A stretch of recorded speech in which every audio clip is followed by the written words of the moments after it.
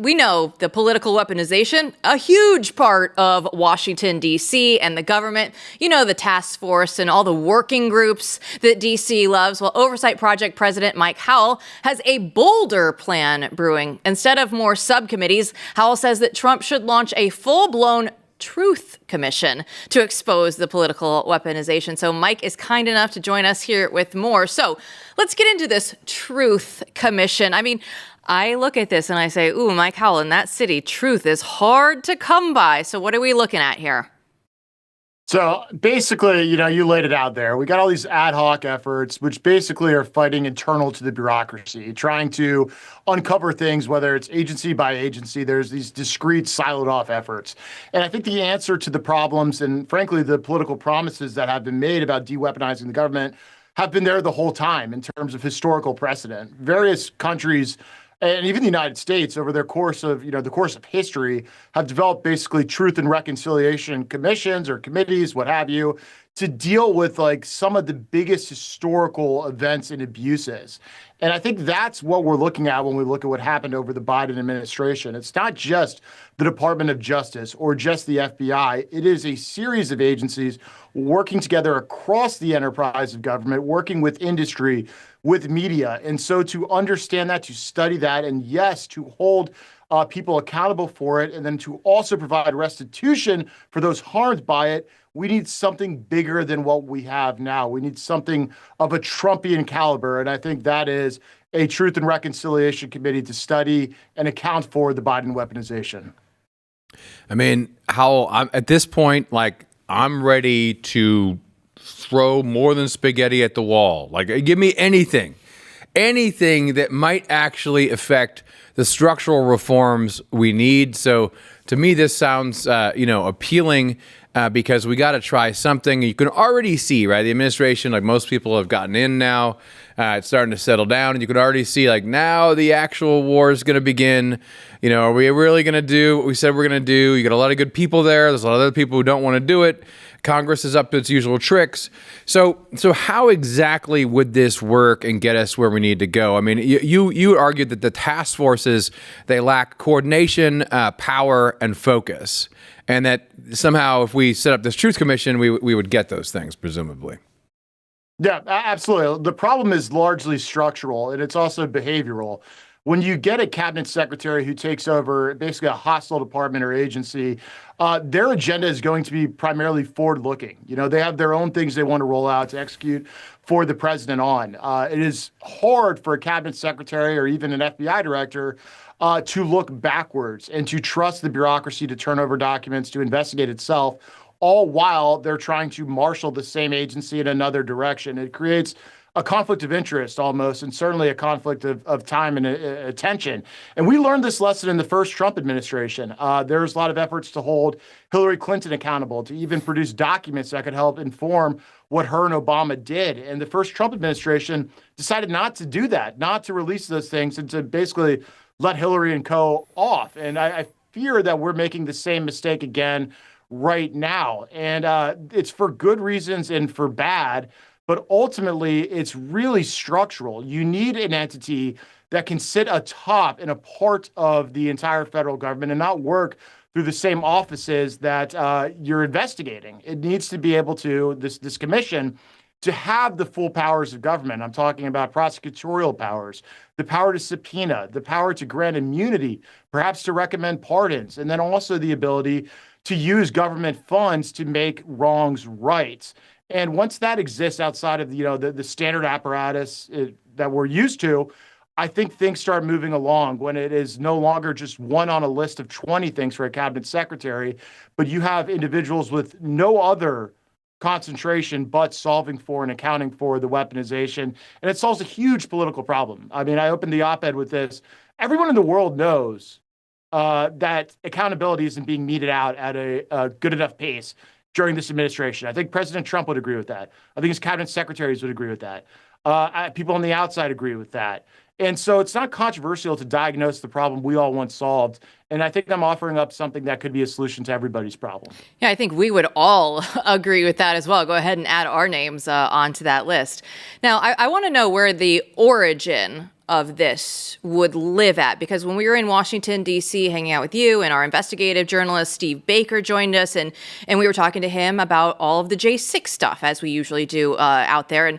And he was saying, well, Donald Trump had asked Speaker Mike Johnson to go ahead and form a new J6 committee. And, well, we were all kind of looking around and saying, wait, where is that, right? Donald Trump himself said, Speaker Johnson, we need this to happen, right? So that's my question to you is, where do we want to see the origin of this to get started? Because it's still difficult when you have the president asking for this directly himself.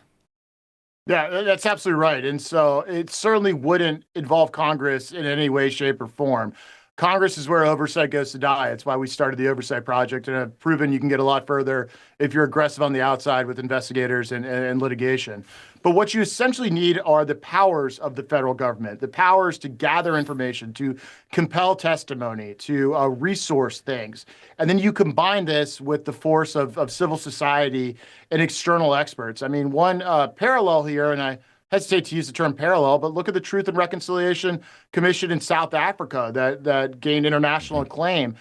They partnered with Amnesty International and a lot of other folks to bring in the expertise and to set the whole operation up. But also a secondary point of this whole exercise is that it accords Biden weaponization the spot it deserves in history. Like, when you take a step for a nation to establish a commission to look at these egregious abuses, what you're also doing is saying, we as a people recognize what happened was so severely wrong. We need to take these unusual steps to account for it. And so just by the very act of stepping into the history of some of these other, reconciliation commissions or committees, you are putting it in its proper context, where it cannot be, again, just one of 50 things that an FBI director or an attorney general or even Secretary of Homeland Security has to deal with. They got other problems they need to solve, and you can see the friction that's really distracting them from a lot of other things on their plate, because you have a base that has a bill coming due, and they have a bill due for accountability and transparency, and it hasn't been met. And so now's the time to break glass and to do something super bigger, and something, frankly, that I think is in Trump's DNA, and it's Trumpian in that it is, it's big, it's beautiful, and it'll solve the problem. Well, I think that's the best part of this. I mean, the best part of this is that, as you say, the weaponization of government was systemic. The problem is systemic. And I think about this a lot. How do you describe this to people, right?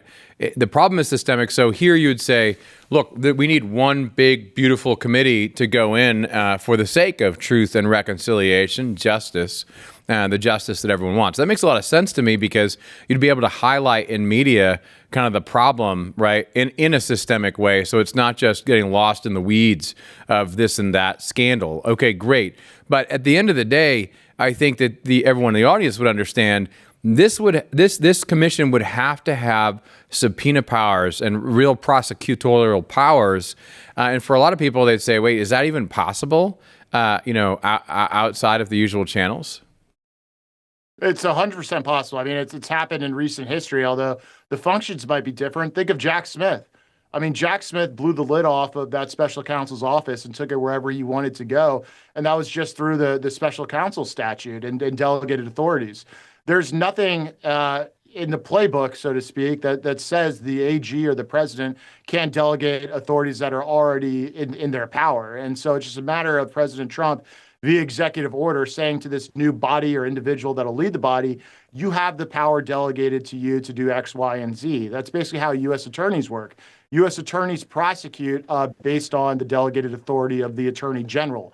And so the whole government runs on delegations upon delegations, all drawing back to the president, of course. And so there's no reason why you cannot create a new mechanism where they have all the tools they need: subpoena power, prosecutorial power, the power to spend money, to offer restitution to people who have been harmed, the opportunity to offer immunity to those who may have known what they were engaged in was wrong and are now willing to testify to it. All of those things. And The precedent of Jack Smith spending well over $10 million and how many prosecutions is already right there. So it's very, very doable. Yeah, you mentioned restitution there. So what are we looking at when we actually do this? Because we know the weaponization of the government, huge. So what could actually be done? Yeah, ultimately, it's what we want, right? Like we talk about accountability, it's making the wrongs right. And in some cases, that will be making people who were harmed whole again, whether it's people who didn't get the jab or had some sort of, government consequence attached to it, whether it's J6 defendants who were the misdemeanors that got the 1512 charge and, still are in massive amounts of debt for their, defending themselves in court, which the Supreme Court ultimately threw out all those cases altogether. So whether it's their attorney's fees or whether it's the, Catholics that were targeted by the FBI, you name any of these pockets of weaponization, there are people who had their real lives harmed by it, and we can account for that in some sort of monetary way. And I don't think there's a bigger, evidence of the government admitting its wrongdoing as a whole than getting a check from the United States Treasury. And again, this isn't unusual. The left does this stuff all the time. I mean, through their sue and settle with the Department of Justice, they were sending money out to environmental groups left and right. There's no reason the Trump administration couldn't afford them to the same tools that the left always uses for this venture. Well, as you point out, I mean, everyone should go read what you've written about this at Blaze. But, time is of the essence on this. We don't have time to waste. So what do you think? Do you think that the administration has the political will and momentum to make this happen? Can we get this off the ground? Can we make this thing a reality? Yes, I absolutely do. And that's frankly why I put the piece out, is because nobody is happy. And it's a dark cloud over every kind of agency and department and, folks in the White House right now. Everyone's kind of looking around saying, when are we going to get that accountability, the disclosure, the transparency? Everyone's pointing to either different people or different things as being the hiccup to it, or the legal problem, the logistical problem, or that's their entity, not my entity. And it consumes a lot of energy from the forward advancement of the rest of the America First agenda. And so I think if this were to get off the ground, it would be chiefly because it solves a massive problem for a lot of people, not to mention the major political problem over the entire administration, in that if they do not deliver on this bill that is well beyond due, it's going to color the midterms and it's going to color President Trump's legacy. And I don't think anybody wants that.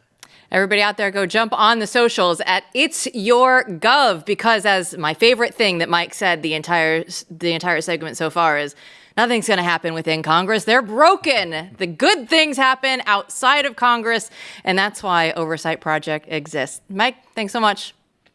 Thanks for having me.